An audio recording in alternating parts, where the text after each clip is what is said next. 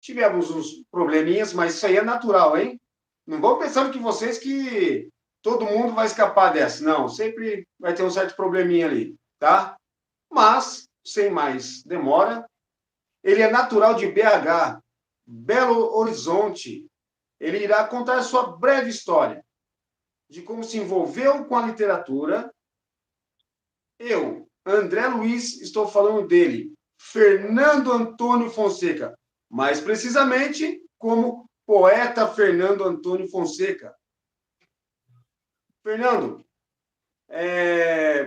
eu quero agradecer você pela participação, pela presença.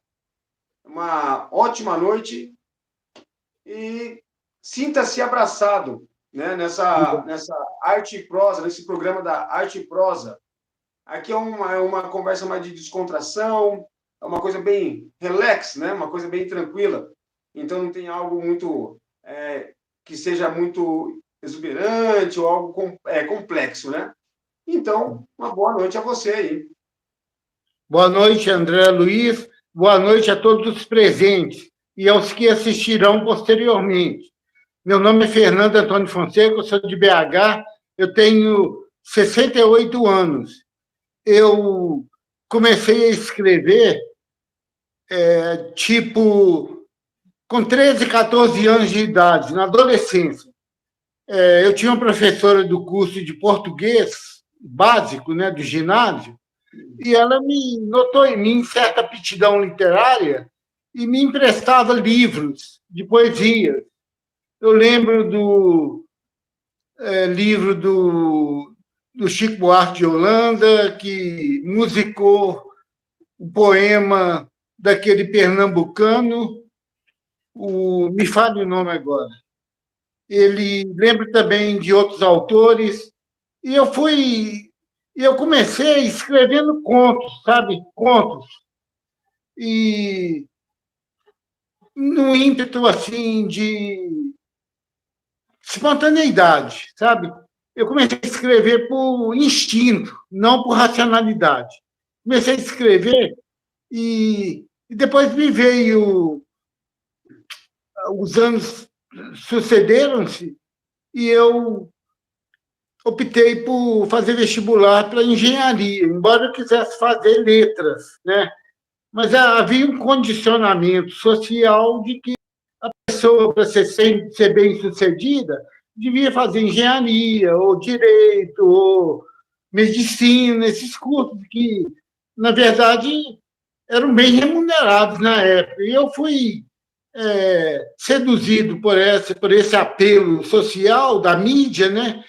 E acabei me desviando por um tempo da atividade literária. Eu passei a me dedicar à engenharia, a técnicas de procedimentos de engenharia, né? Processos, operações unitárias, essas coisas técnicas assim que não tem nada a ver agora, né?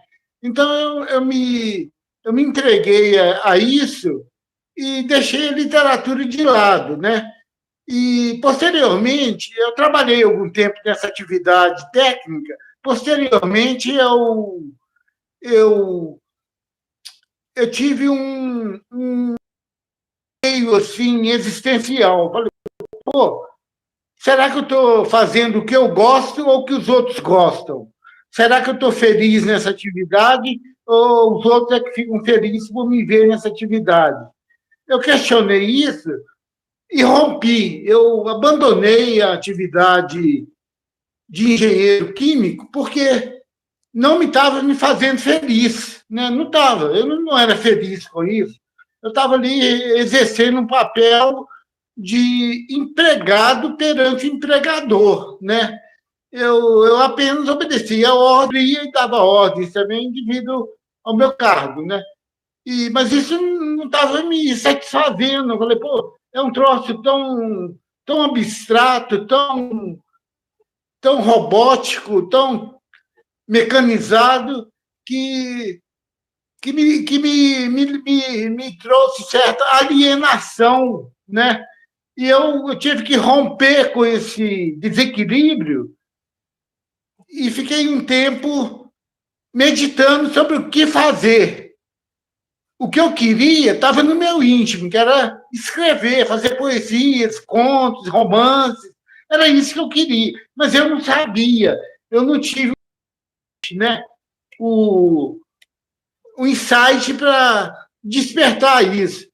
E isso só veio à tona em 2013, né, quando eu fiquei, assim, bem impressionado com uma chamada na internet de uma editora de Portugal que estava selecionando originais de poesia para publicar livros, né, de poesias. Aí eu mandei meus originais para lá, rememorando tudo que eu havia escrito na adolescência, porque eu fiquei parado um tempo na minha atividade técnica de engenharia.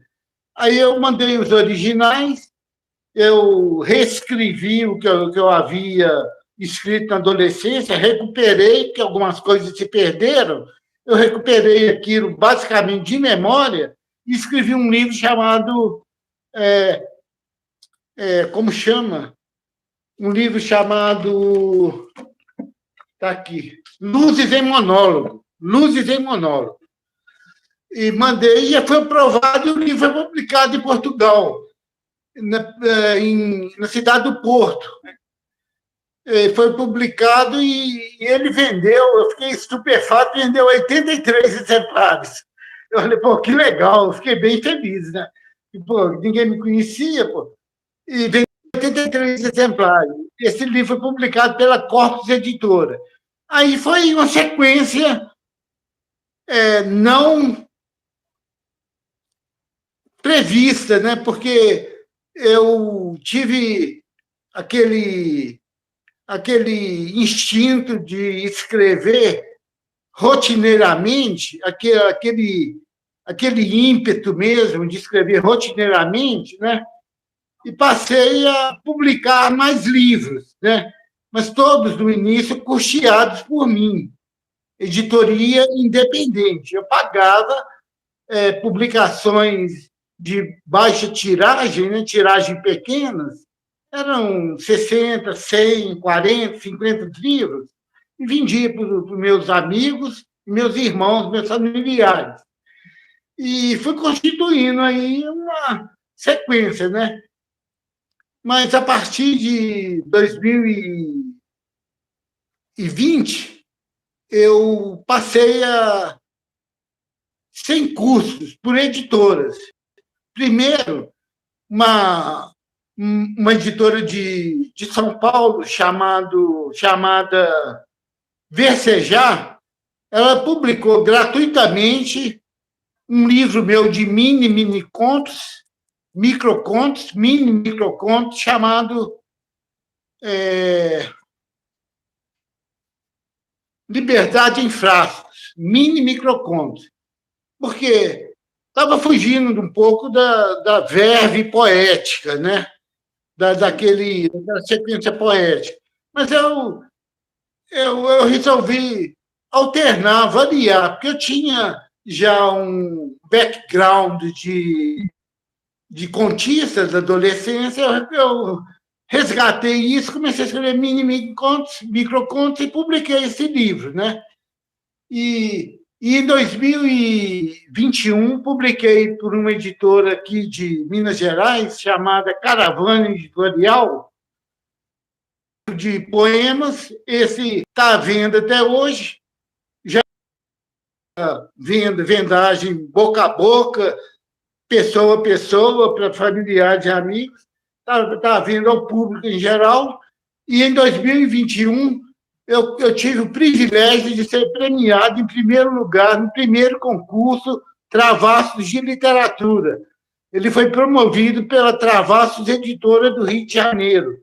É uma editora pequena, mas é uma editora tradicional.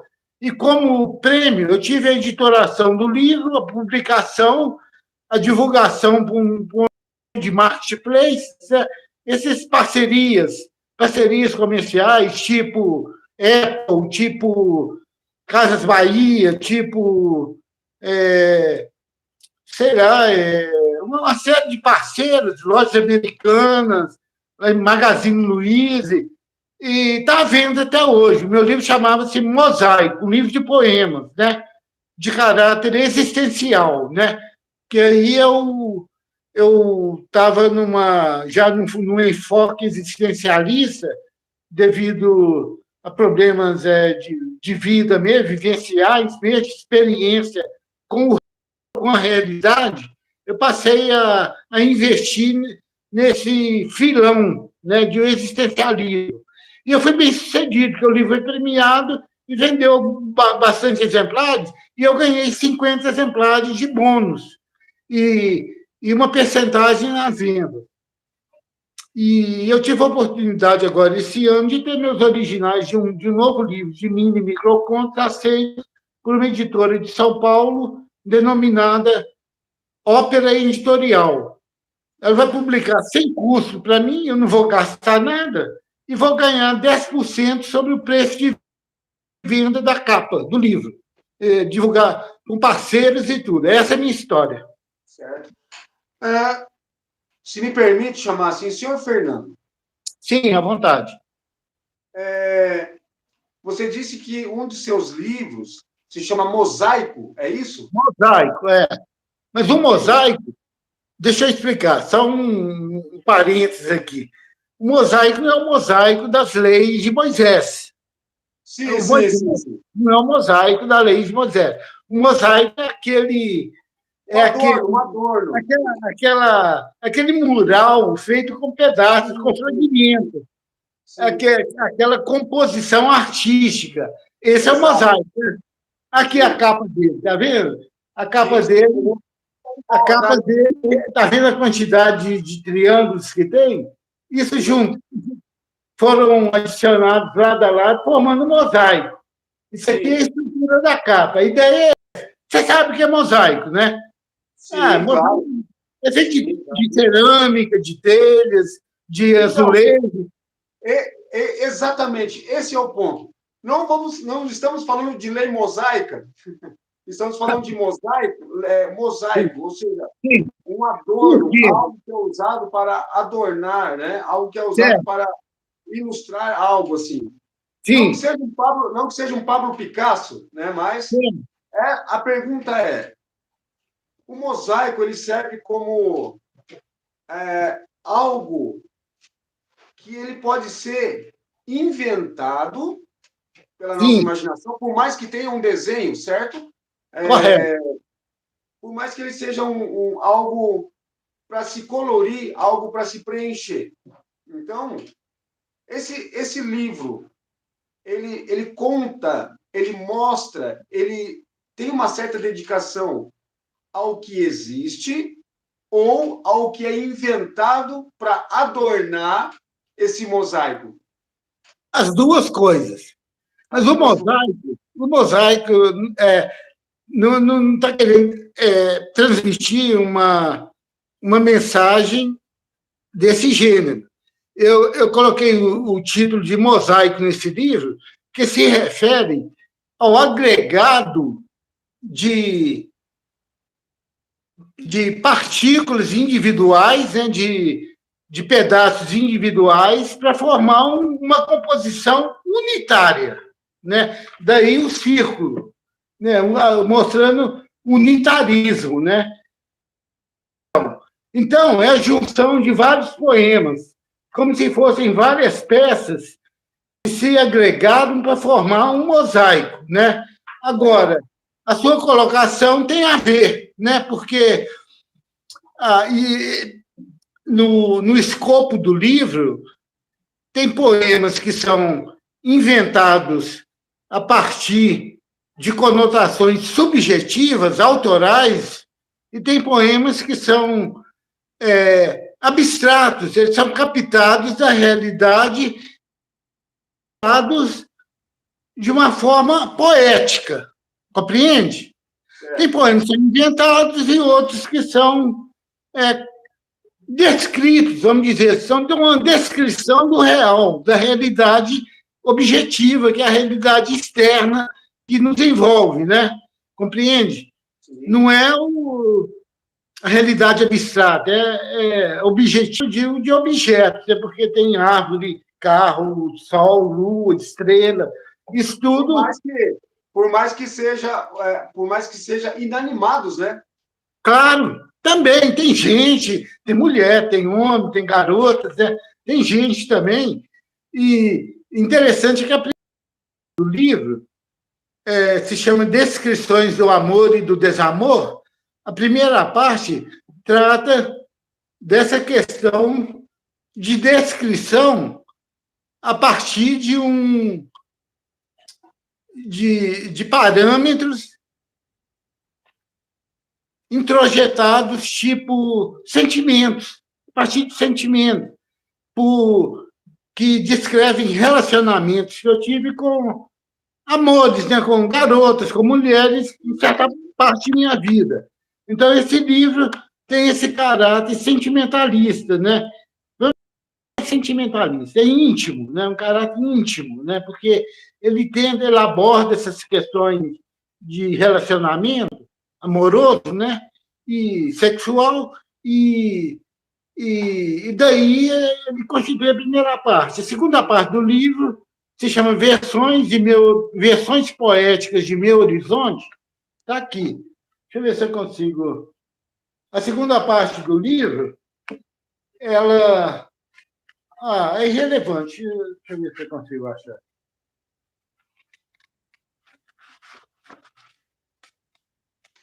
Só uma coisinha. A segunda parte do livro é diversificada, né? Diversificada. Aborda temáticas sociais, temáticas ambientais, temáticas concretas, né? Concretas. Só uma coisinha. Nada é irrelevante se há uma arte por trás na relevância. Tá bom, porque eu estou apressado aqui. Não, tranquilo. Eu não marquei o livro, eu nem pretendia dizer isso, né? Eu não marquei o livro e estou custando achar aqui. Então, isso é a grande natureza. Versões Poéticas de Meu Horizonte. Está aqui, está vendo? Tá aqui. Certo. Essa segunda parte do livro. Mas não é irrelevante em relação aos poemas, não é irrelevante em relação ao meu procedimento aqui. Compreendo. E essa ideia do abstrato, do inanimado, da ficção, da realidade, das versões do amor, da tristeza, como um todo, porque nós sabemos que o mesmo amor que constrói, ele também destrói, né? A poesia, ela vem muito, nem sempre de alguma alegria, ela vem mais da dor. Sim. Porque creio eu falo por quê, mas não dando ênfase na minha clareza como definição, porque jamais eu vou definir algo que eu não conheça, a não ser que eu me aprofunde sobre aquela situação e entenda e compreenda para não dar uma finalização, mas dar um certo ponto de início. Então, de toda essa forma mosaica, de toda essa construção, vamos chamar de acorde, ou seja, acorde nada mais é que um acordo, né? A palavra acorde são acordo. Então, vamos colocar esse livro, como entre outros que nós vamos conversar, é claro. Esse livro em especial, ele traz... porque todo poeta, no geral, seja ele de qualquer rótulo, como eu já tinha comentado ontem, do programa de ontem, né, com o Luiz Roxo, ele tem toda uma história, tem todo um segmento, tem todo um roteiro mental. Mas esse roteiro mental, ele tem que ter um lado emocional. A minha pergunta, eu sempre procuro não alongar muito alguma questão, mas eu procuro, pelo menos, dar um sentido para que o senhor esclareça, né? Ou, pelo menos, nos dê um auxílio, porque o que é claro para mim, para o senhor, nem sempre é dado como clareza para outras pessoas. Então, existe o auxílio. essa particularidade do livro, ela puxa o seu lado mais emocional da razão, ou ela parte mais do emocional, do sentimentalismo, né? Porque Olha, nós sabemos, nós sabemos que a razão tem uma certa diferença, pelo menos eu tento compreender e dividir certas situações. A pergunta é, eu sempre pergunto o ponto de vista.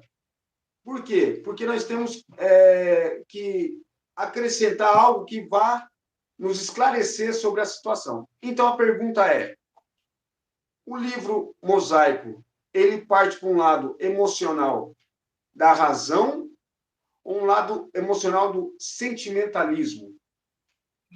olha, eu acho meio arriscado, contraditório falar em emoção e razão, emocional da razão. A razão é pura, a razão é o racional, e a emoção engloba o sentimentalismo, sabe? Certo? Eu creio que o livro ele tem essas duas vertentes, né? Elas se fundem, né? Elas se fundem, porque o meu discurso ele é racional porque usa de palavras, né? As palavras. Ele tem uma Sim. metodologia. Combinações. Ele é racional. Eu coloco na tela do notebook, quando eu digito, eu coloco ali uma sequência conhecida de símbolos, que são as palavras. Então, eu uso o lado racional. Mas a expressão das palavras, ela vem de certo do íntimo de uma maneira emotiva, né? Não digo que seja sentimentalóide ao extremo, né? Emotiva, porque ela aborda aspectos assim pessoais e íntimos de relacionamento amoroso. Então ela tem emoção, a emoção ela abarca o sentimentalismo, né? E então acho que tem essas duas vertentes, né? Agora a decodificação do texto, a interpretação do texto, ela fica a critério do leitor, né? O leitor, quando lê o livro, ele vai ter uma visão que pode ser a não que eu repassei para ele, e sim a que ele percebeu, né? E através das emoções e da razão do leitor, e não do autor. Eu acho que é por aí. Sim. Partindo desse caminho, os seus, eu não vou falar, eu não vou chamar, eu não vou rotular dessa forma, porque nós temos a história e temos Sim, e temos a história, sim, né? O autor, como sendo um personagem de várias visões, digamos assim, por que várias visões? Creio eu não estou afirmando, mas crendo eu que o autor ele tem que ter várias percepções, tanto da razão quanto da emoção, porque ele lida com sentimentos variáveis em um mundo que nós vivemos. sim, Então a história, que por muitas vezes ela existe uma certa ficção. Um exemplo, o amor ele constrói, o amor ele destrói. Como sim, um exemplo, né? Como um exemplo, é, onde há um ponto de início, ele também há um ponto de fim. Esse ponto de início, ele pode ser o fim, ou será que o fim ele é um ponto do início? O que eu quero dizer com isso? Que todas as emoções colocadas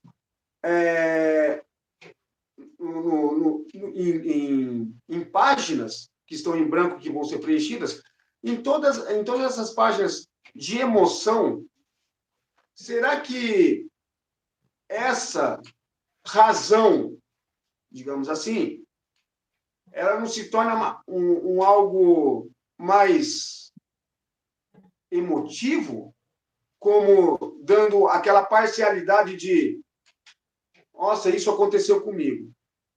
Sim, Será que aconteceu com outra pessoa? Ou será que alguém vai se identificar? sim, O leitor, ele vai interpretar de várias possibilidades possíveis de interpretação que não nos cabe ser direcionado pelo que nós escrevemos, mas sim interpretado pelo que ele está vivendo. claro, tranquilo. A pergunta é, de todas essas possibilidades, seja ela arcaica, né, dadas como antes, com o agora, não vou falar o depois, mas o agora, ela cria modificações. Os seus livros escritos, seja ele de páginas longas ou páginas curtas, ele passa uma identidade de qual setor, de cada livro, né, que o senhor escreveu, quais são as emoções que cada livro quer mostrar, transparecer. E qual de cada livro existem as razões que faz essa soma, digamos assim, para um crescimento mental, um crescimento psíquico, que é o mental, e o lado espiritual e o lado físico. O que cada livro que o senhor escreve e quer passar, ele quer Sim, ele nos quer dar referência de qual sentido? tá bom.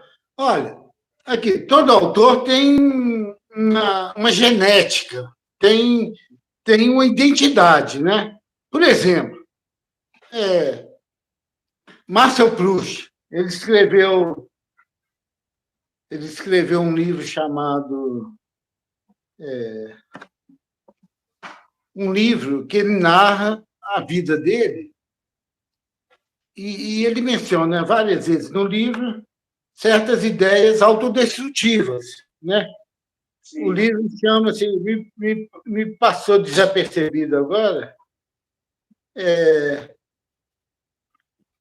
um minuto que eu vou lembrar. O livro chama-se claro. Em Busca do Tempo Perdido. Em Busca do Tempo Perdido, Marcel Proust. É um clássico, todo mundo conhece. Então, ele vem dando pistas durante toda a narrativa do livro. É um livro de 3.000 páginas e 7 volumes. É o livro mais longo já, já, já comercializado, sabe? Mais longo, de maior volume, maior densidade. Ele vem dando pistas, e no final ele concretiza, ele acaba indo para um ato autodestrutivo, auto-aniquilamento. Então, essa é a vertente dele. A minha vertente, por exemplo, Vinícius de Moraes, ele aborda o amor, ele fala o tempo todo de amor de forma criativa. Então, esse é a verve dele, é o discurso dele. Eu creio, porque, veja bem, é difícil para o autor entrar no mérito de decodificar o que ele próprio escreve. Ele tem intenções, ele tem raízes sobre isso, né? Mas agora chegar no cume da árvore, é isso, fica a critério de um crítico literário, de um ensaísta, de pessoas que entendem, enxergam isso que está oculto, talvez provisoriamente, para o autor. Por exemplo, um exemplo. Aqui em casa tem uma cozinha e ao lado dela tem um cômodo. E a cozinha e há uma porta assim, com paredes laterais, ligando a cozinha a esse cômodo. Eu estava fazendo uma pequena reforma na casa e nunca percebi isso. Mas a minha diarista me falou, Fernando, quebra essas laterais para dar maior espaço à cozinha, ligar ela com o outro compartimento, entendeu? Então, eu fiz isso. E ficou ampla, iluminada e acessível. Não tem aquele obstáculo, a porta ali, de eliminar as paredes laterais. Então, eu falei para ela, puxa, eu nunca percebi isso, eu sou engenheiro, nunca percebi isso.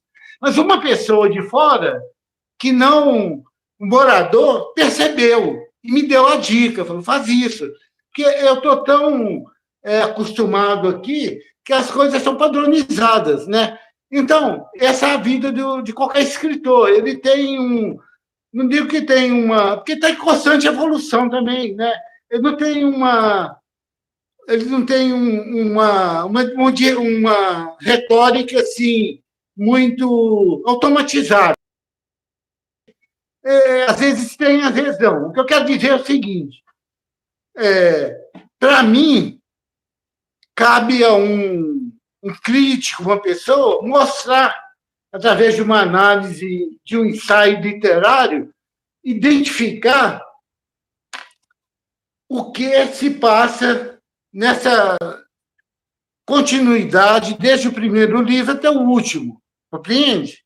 Porque eu particularmente, eu me afirmo, eu sou um poeta de cunho existencialista, com raízes, assim, no simbolismo, no concretismo e tal. Eu estou descrevendo o que eu penso sobre o que eu escrevo. Né? E isso é completamente absurdo, porque eu tenho uma viseira como o cavalo que vai puxando a carroça e não olha dos lados. E um crítico, uma pessoa que está de fora, ela percebe outros aspectos que o autor não percebe. Por exemplo, então, respondendo a sua pergunta, eu me defino como um autor essencialista, que visa despertar no leitor um questionamento existencial sobre a realidade, sobre o mundo e sobre o seu interior, o seu eu, né? Compreende? É isso que eu tento passar, que eu tento despertar no leitor. É isso, é esse tchan, esse momento de reflexão que eu me questiono. Pô, ele percebeu isso. Isso vai me ajudar, isso vai despertar em mim o mesmo enfoque, ou eu vou ter outras ferramentas para interpretar a realidade? Que outras ferramentas? Outras leituras, outros autores. É aí que é bom a gente diversificar as leituras e não ficar focado só no tema, numa retórica assim, descritiva daquele momento seu, compreende? É isso. Sim, sim. Cada palavra, cada pensamento, cada emoção, quais dos seus bem-feitos dos livros você tem uma maior identificação? O nome do livro, é claro que eu gostaria de saber, nós gostaríamos de saber qual é o nome do livro, que te traz mais identificação com a pessoa que é o Fernando Antônio Fonseca. Qual é o livro que tem a sua identificação? Qual é o livro que... Esse livro eu escrevi como se fosse a minha história. Qual seria desses livros? Eu gostaria de saber, nós gostaríamos de saber. Bom, sem dúvida, isso é uma resposta muito fácil de dar. Sem dúvida, é o último, porque o último ele reflete a minha realidade atual. E só existe essa realidade, só o presente, o aqui e o agora. O futuro é uma incógnita, o passado está morto.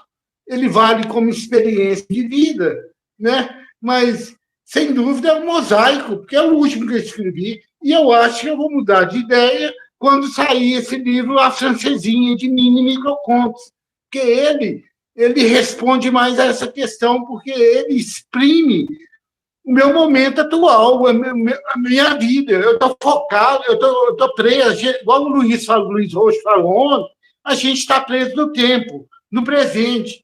Né? A gente é como uma linha, aliás, um ponto um ponto assim diferencial, um ponto minúsculo, e ali a gente está caminhando e o tempo está passando em volta rapidamente. O passado tornando-se presente, presente virando o futuro virando presente, e a gente está preso ali, não consegue, não tem os tentáculos da Lula e do povo para abarcar todo esse amplo conhecimento, experiência fantástica de vida, né? Porque a vida é uma coisa fantástica, pô. É inacreditável, né? No momento que eu estou aqui, pô, isso é...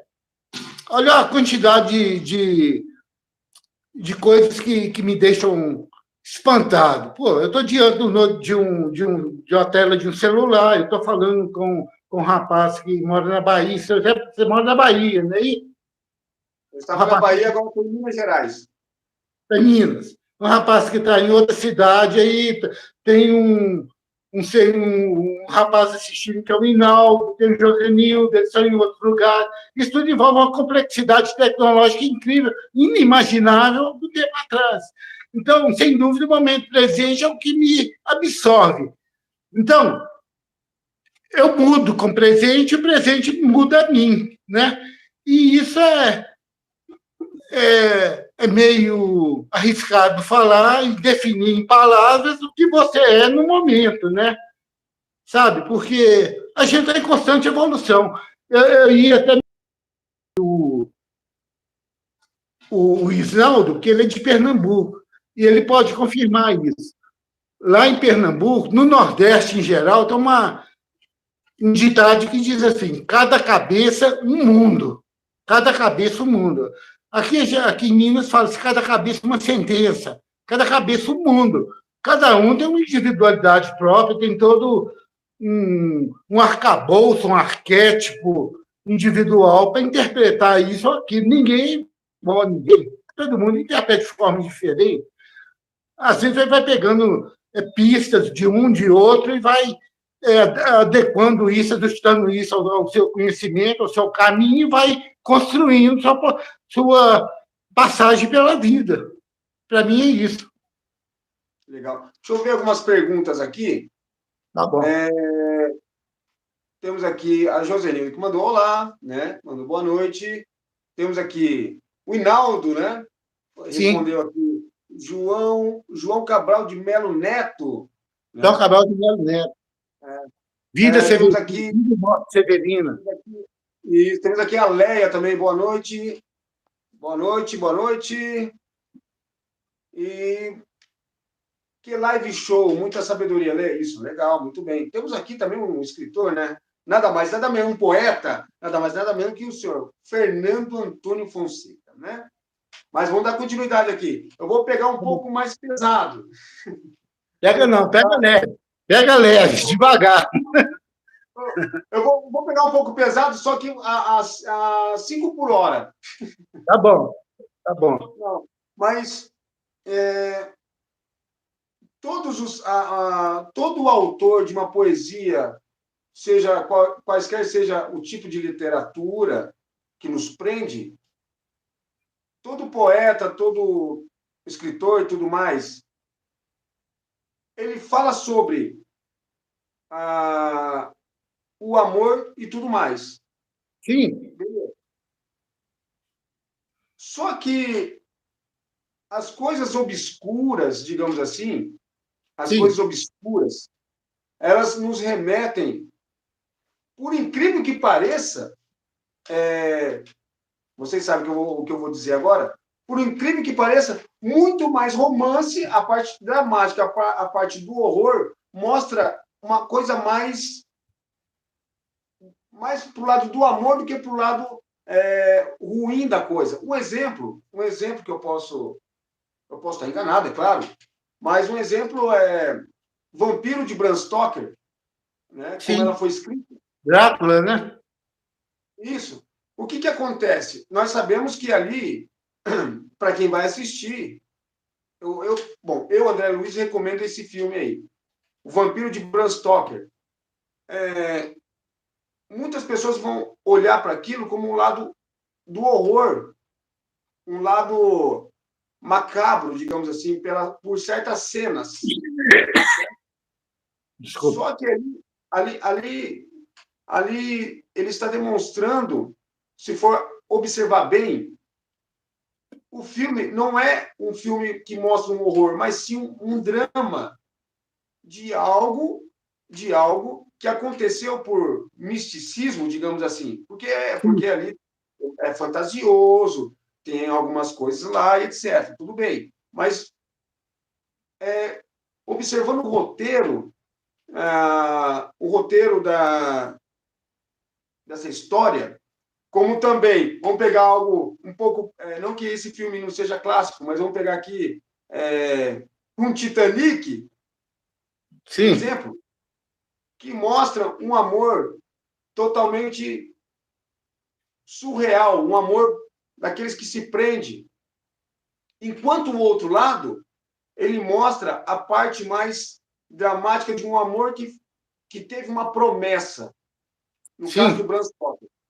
sim, Todo poeta, ele tem a forma de pensar como algo dramático que não seja fictício ou sim, algo que seja real, mas que dura pouco. sim, Sabemos que a gente colocou o amor como rótulo, mas temos outras perspectivas de ideias, né? Que sim, podemos. Mas eu dei exemplo desses dois filmes de exato momento, por quê? Eu poderia dar exemplo de outros, mas são entendi. filmes que prendem a atenção para você entender o que é um romance e qual a diferença do amor para o romance. Sim, Então, eu tenho um amor por aquilo. sim, Já por outro lado, eu tenho um romance, eu tenho algo que me atrai, algo que crio ideias. Né? sim, O ponto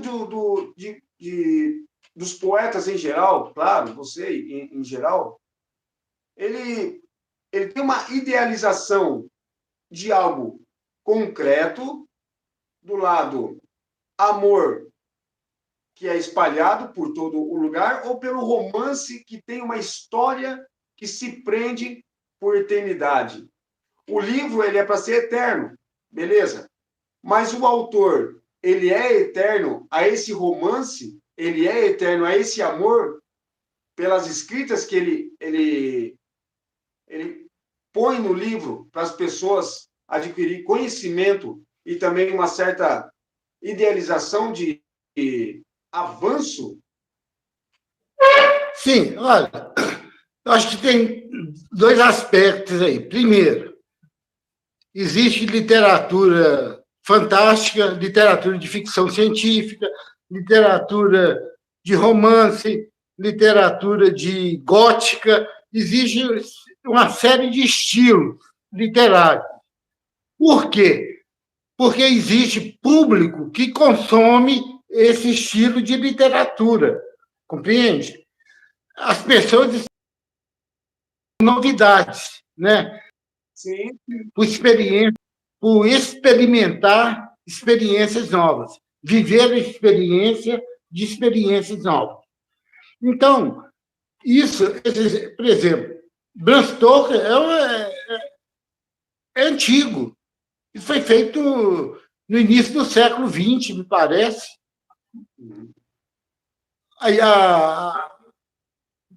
A ideia do Drácula, que era um vampiro que habitava as florestas da Hungria, da Hungria, não, da Romênia, Romênia.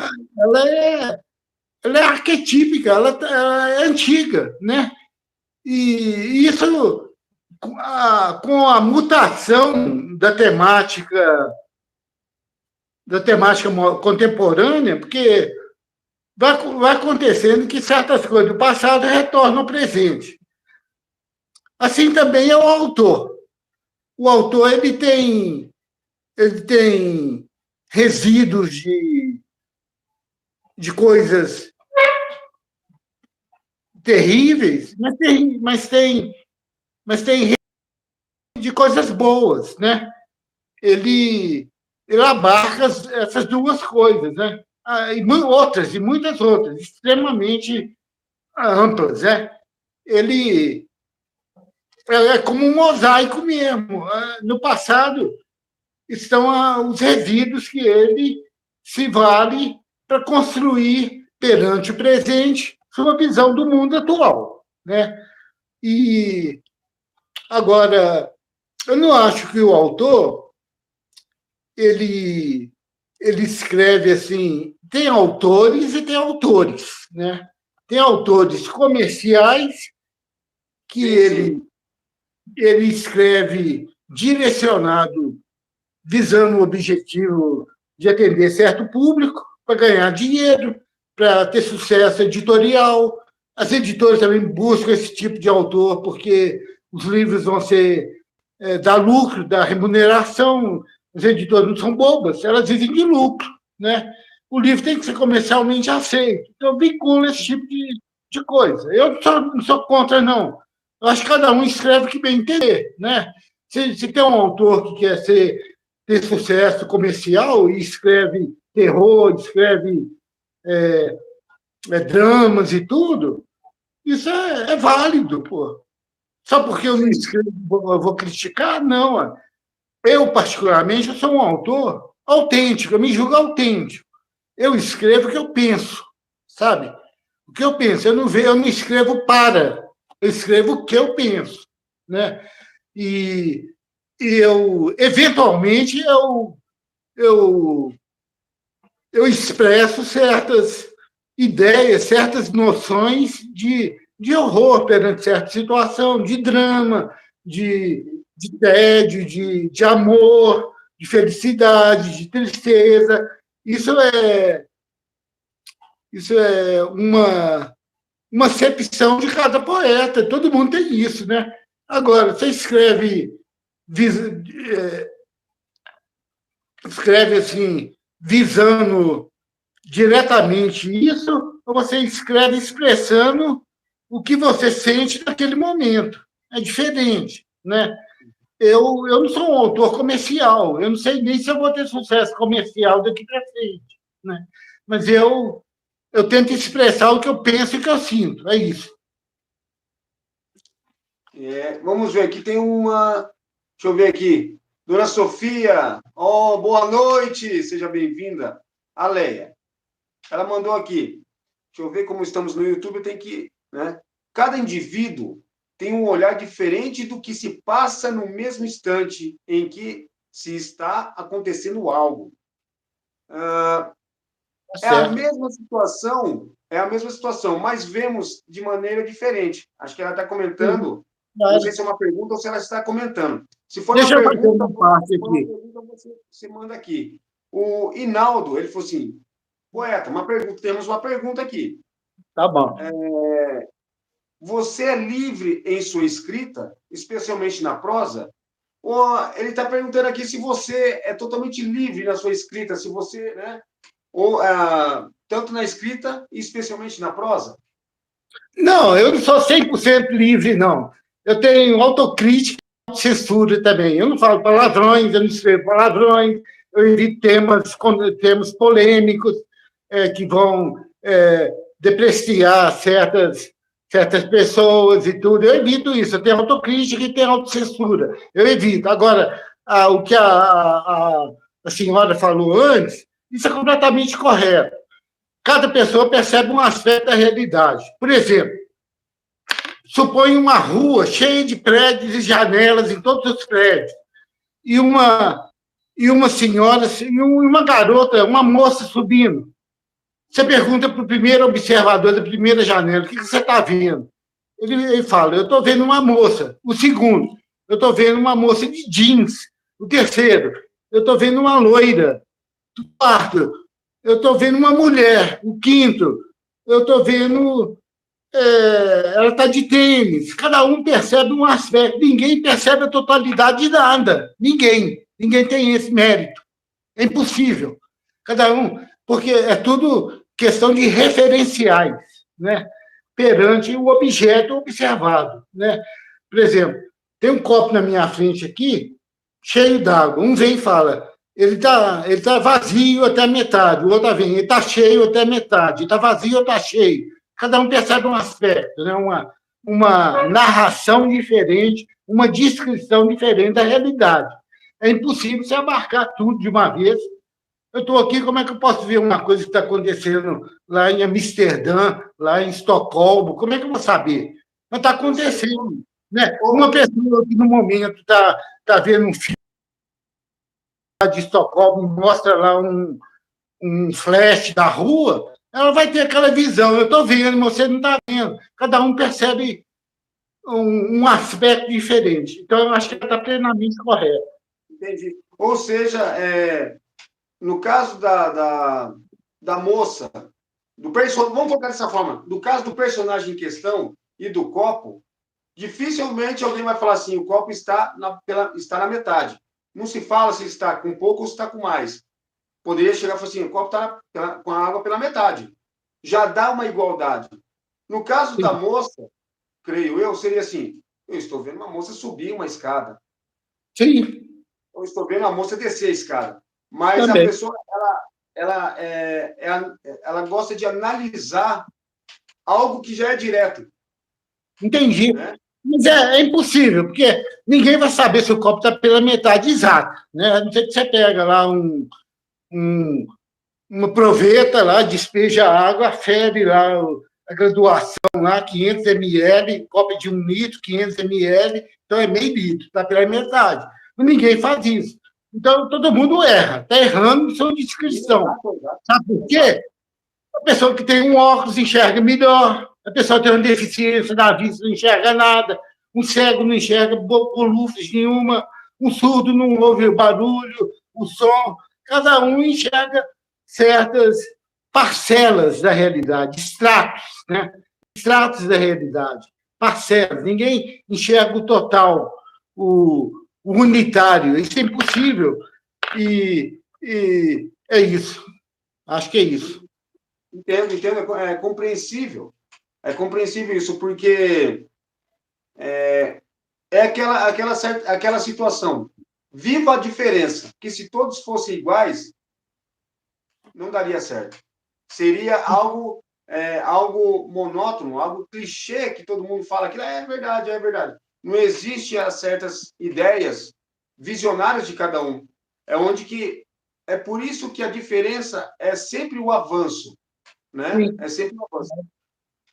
Eu gostaria de pedir que você fale uma poesia do seu novo livro. Ah, sim. O Mosaico ou a Francesinha? A Francesinha eu não tenho os originais aqui, está na editora. Eu vou ler uma poesia do Mosaico. É o meu último livro. Vontade. Eu vou ler uma poesia dele chamada, é uma que eu gosto muito, chama-se Hóspede. Deixa eu ver se eu verifico. Hóspede. Eu gosto muito dessa poesia. Essa poesia, quando eu lancei esse livro, o Luiz Rocha fez um videobook um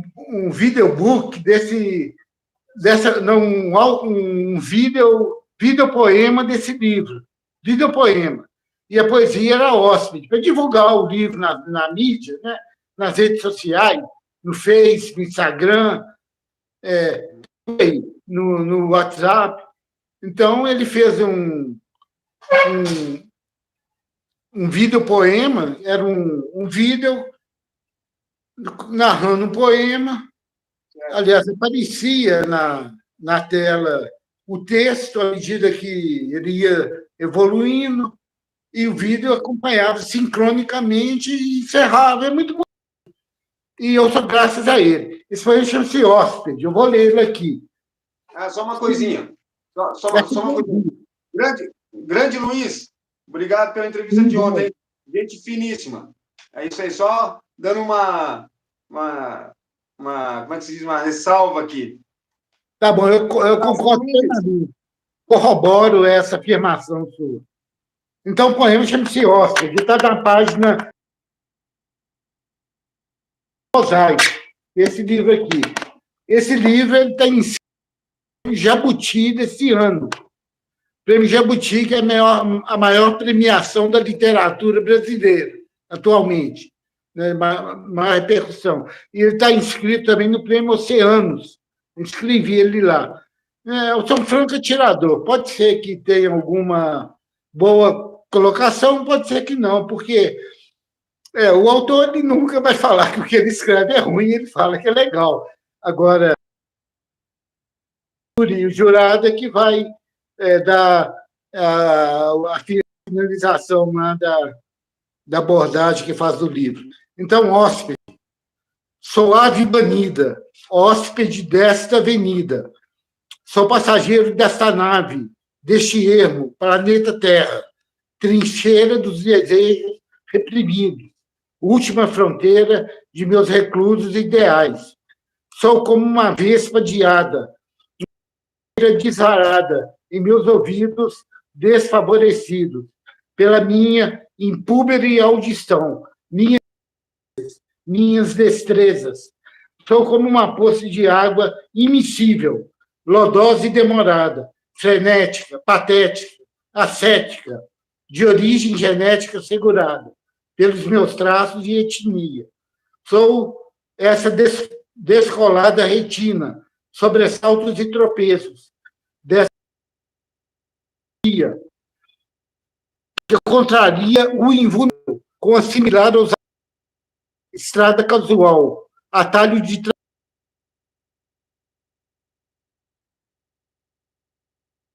que oscila, o prêmio deste casulo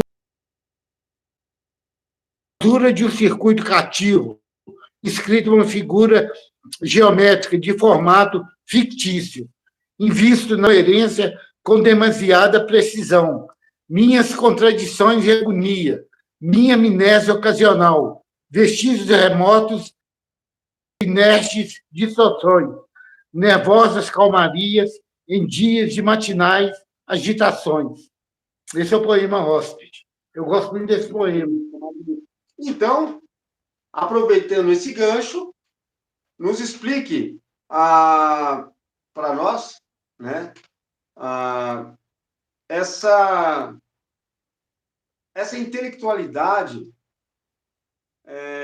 que foi posta no papel, que criou, na verdade, não vou colocar dessa forma, que foi posta, não, que criou vida, né, para esse papel.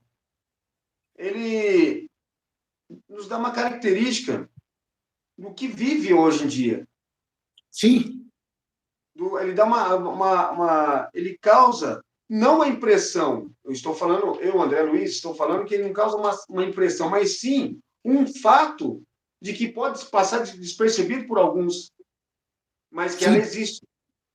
Por exemplo. Né? Vamos por exemplo aqui. As dores, a saudade, as lembranças. Ah, sim, tá bom. Né? Então, o que acontece? São nada mais justo que ao nome do livro, o Mosaico, juntar essas frases, essas emoções, conforme o título pede desse livro, que, diga-se de passagem, é impressionante. Sim. Eu não tenho medo, não sei se a palavra é medo, mas vou colocar dessa forma. Eu não tenho medo de dizer que todo autor, seja ele complexo ou não, ele sempre tem uma certeza, não a do outro, mas tem uma certeza própria para transmitir para o outro. Sim. O mosaico, exemplo, o mosaico ele passa uma história, pelo que eu ouvi, ele passa uma história de sentimento de algo que nós vivemos sem precisar depender do outro. Eu vou escrever um livro, eu vou olhar para o senhor, ele está passando por isso, passando por aquilo. Não, é algo que nos transmite, que nos passa aquela emoção, que escrevemos e logo existe a identificação. Sim. Né? Então, isso foi que eu procurei, pelo menos, eu sei que A minha inteligência não é tão espetacular. Eu sei que tem uma... Ela é meio defasada em algumas áreas, mas pela minha humilde observação, ela quis passar, eu falo quis porque nem todo mundo vai interpretar da forma como eu observei e prestei atenção. Sim, De que você não escreve para o outro, você escreve o que você sente para o outro interpretar aquele raciocínio. isso, é isso aí. É isso aí. Né? Você não escreve os problemas externos porque você não sabe necessariamente o que é aquele problema, mas você escreve. Eu não quero dizer problema de coisas ruins, mas você escreve problemas internos que você sabe que existe uma identificação comum entre as pessoas. Sim, Isso aí é impressionante. Isso é literatura para mim. Isso é literatura. Eu escrevo minhas músicas e tudo mais. Isso para mim é literatura. Isso para mim é uma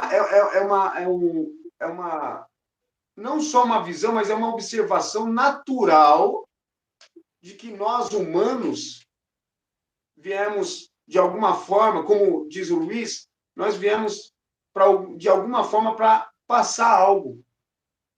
A poesia é algo surpreendente. A literatura é algo surpreendente para quem gosta. sim. E é algo que todos podem não gostar, mas deveria valorizar. Entendi. Tá bom. Eu queria fazer uma parte aqui. Você está completamente correto, né? Porque o autor está inserido num contexto atual, ele vive no presente. Ele está inserido num contexto que é facultado a todo mundo, é comum a todo mundo está inserido nesse contexto. Porém, a posição de cada um perante essas questões é diferente, né? E os condicionamentos sociais e de outros gêneros que existem, eles passam pela validação do indivíduo a partir do seu ego, do seu eu. E ele expressa isso de maneira simbólica. Às vezes alguns usam simbolismo, outros o realismo, outros o impressionismo, outros várias maneiras, vários estilos de se expressar para atingir as pessoas, né? Ou melhor, as pessoas que comprarem o livro, elas vão ler o livro e vão se identificar com certas posturas, com certas identificações que são conhecidas dele, que ele está no mesmo ecossistema, né, social, né, em outras palavras, ele está no mesmo barco que eu, né? Então, as coisas que eu falo não são alienadas, elas têm fundamento, porque eu não sou um alienado, nem um,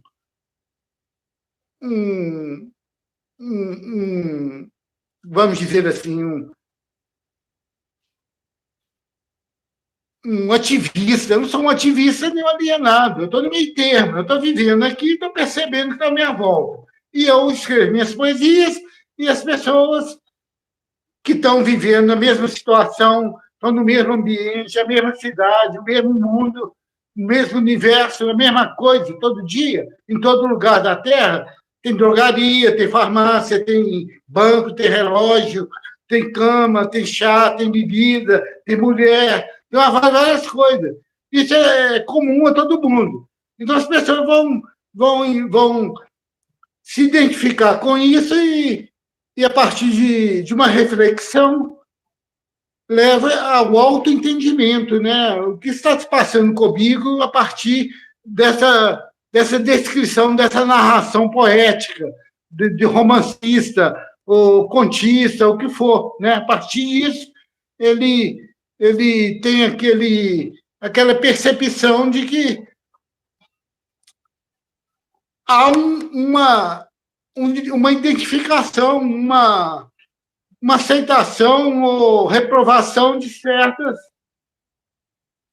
posições assim atuais, circunstanciais que controlam a nossa vida. Acho que é isso. Sim, sim, concordo. Bom, é isso aí. Chegamos ao término. Eu quero agradecer a sua participação. Quero dizer que foi uma honra. Espero ter essa entrevista mais vezes futuras. E eu quero dar os parabéns por dois motivos. Também, né, é claro que isso vale muito. Obrigado pela atenção, obrigado pela educação, obrigado por nos emprestar, né, essa inteligência que você transmite através das colocações, das palavras, não só falada, mas como escrita. Então, eu quero deixar aqui o meu agradecimento pela sua participação e dar os parabéns ao seu grande feito, que continua fazendo ainda. Antes disso, eu quero dar aqui um olá para o TVR Cultura, está aqui com a gente também. Boa noite. Então, fica aqui meu agradecimento, né, e satisfação em conhecê-lo, né, virtualmente, e satisfação em conhecer o seu trabalho. Espero que volte sempre aqui no programa, né? Que nós futuramente pode mudar o nome, mas é Arte e Prosa. Tá bom. Meu amigo, muito obrigado. Permite uma despedida. Apresentamos aqui o grande poeta Fernando Antônio Fonseca. Suas considerações, meu amigo, pode falar. Tá bom. Em primeiro lugar, eu queria agradecer a todos que estão assistindo. Muito obrigado. É uma honra e um prazer tê-los como coparticipantes desse evento, e agradecer também ao gentil e não se menospreze, você é inteligente, sim, André Luiz, que já viu você tirando um riff de guitarra, muito legal, sabe? Eu gosto do seu estilo e gosto de rock também.